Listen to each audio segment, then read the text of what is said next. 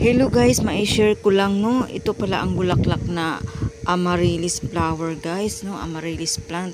At ito po ay tinanim ko siya, tapos yung pagtanim ko parang nilagay ko lang siya sa paso ba. And then hindi ko akalain na pag mga ilang buwan namumulaklak po siya guys. Ayan po ang dahon niya oh. Nilagay ko lang siya sa paso na may mga kasama yung mga kolyos na halaman. Ayun, so tiningnan ko siya guys. May mga suloy na po siya na maliliit diyan oh. Bulb po ito na malaki, tapos galing ito sa probinsya, dinala ko siya guys no. Napakaganda pala ng bulaklak ng ano bang tawag, amaryllis guys no. At ay parang nahiligan ko na ito guys. Kung sino man nagbibenta diyan sa inyo, baka pwede makabili. Ayan ang ganda niya guys.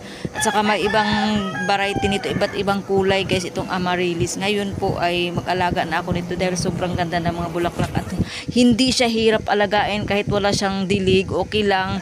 Naka direct sunlight siya, okay lang. Basta hindi po siya alagain talaga, namumulaklak na siya, ang ganda talaga.